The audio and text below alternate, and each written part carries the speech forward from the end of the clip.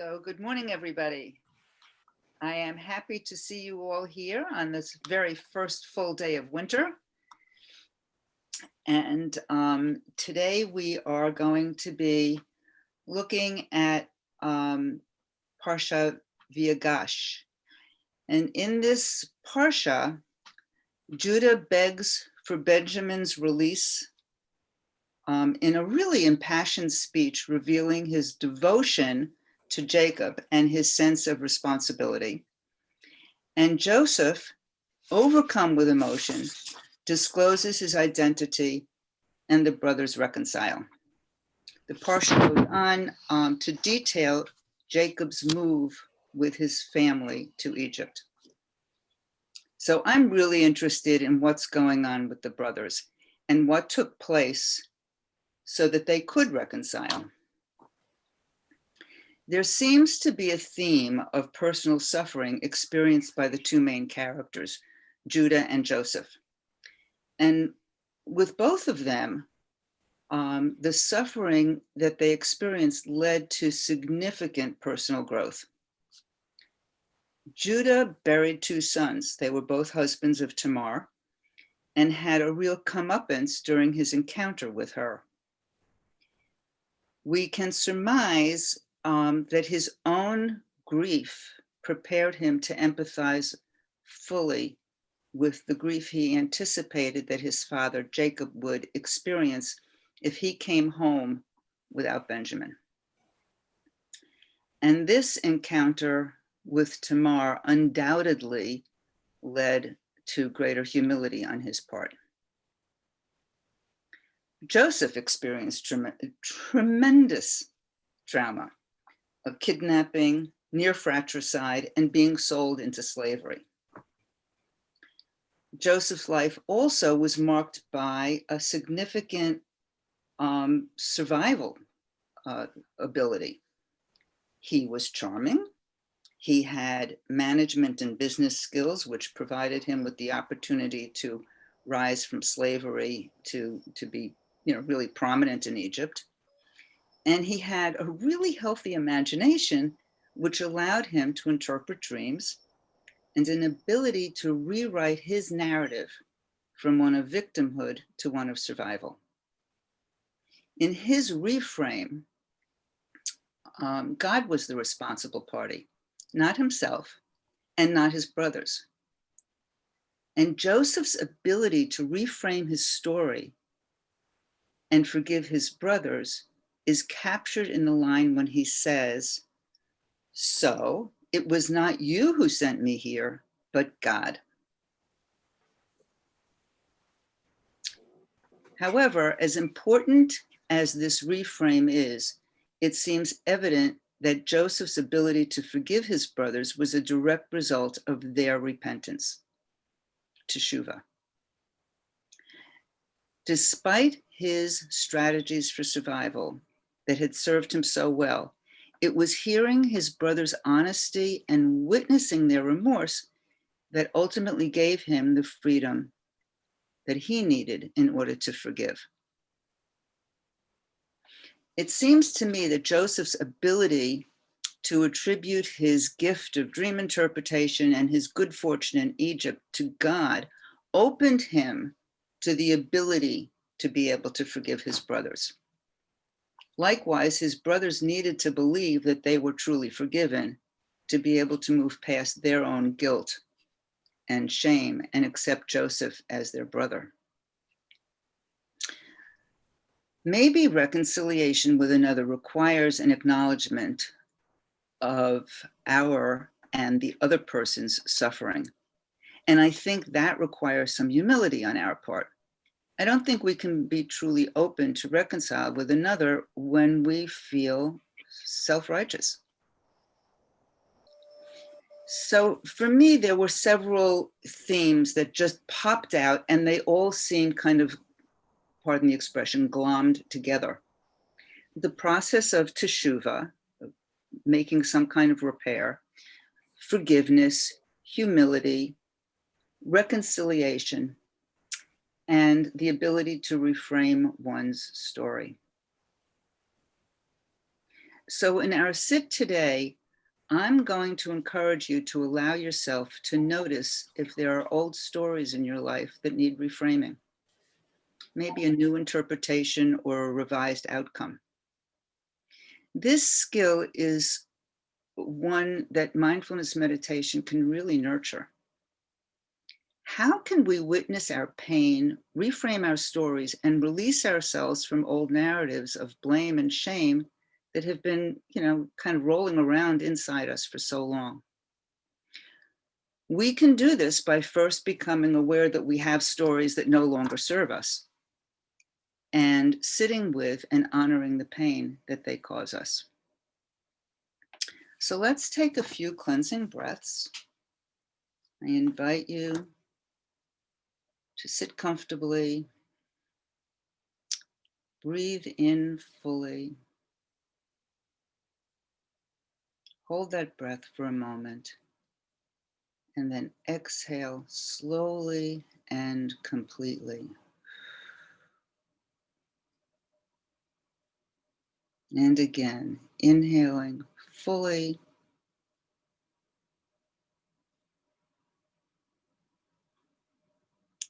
and exhaling completely.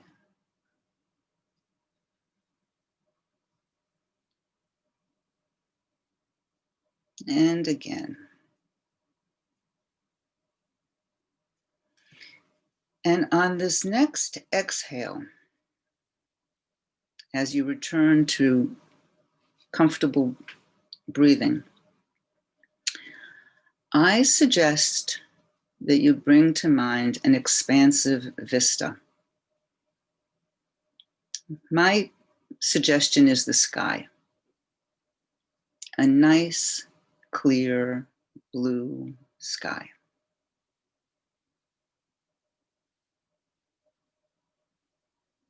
And as you allow yourself to watch the sky while breathing naturally, notice what arises in your thoughts, your emotions, and your physical sensations. You may notice a desire to move or a particular thought or emotion arise. Allow this to arise without engaging with it. Observe it. Imagine this sensation, thought, or emotion is a cloud in the sky, just gently drifting by. No jumping onto the cloud. No jumping into the story. Watching without being in it. So now we'll give ourselves the gift of silent meditation to engage with our expansive mind.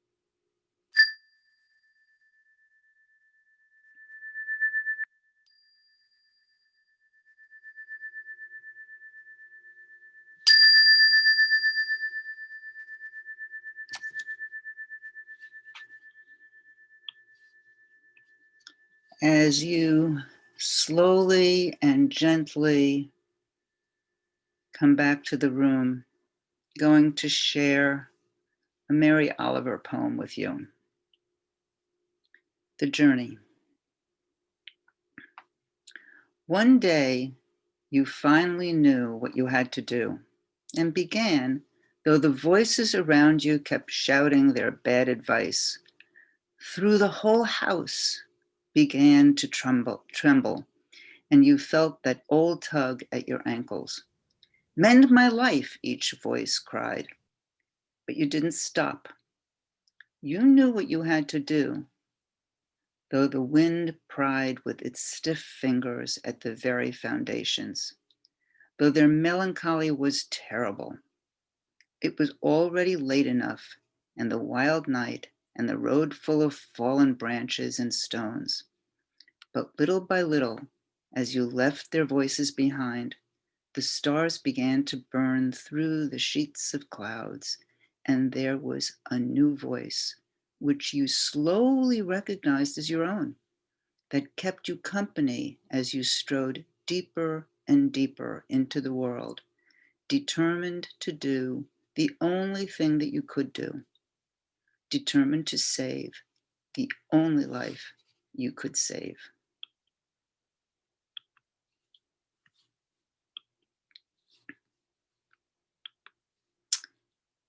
So we will now turn off the recording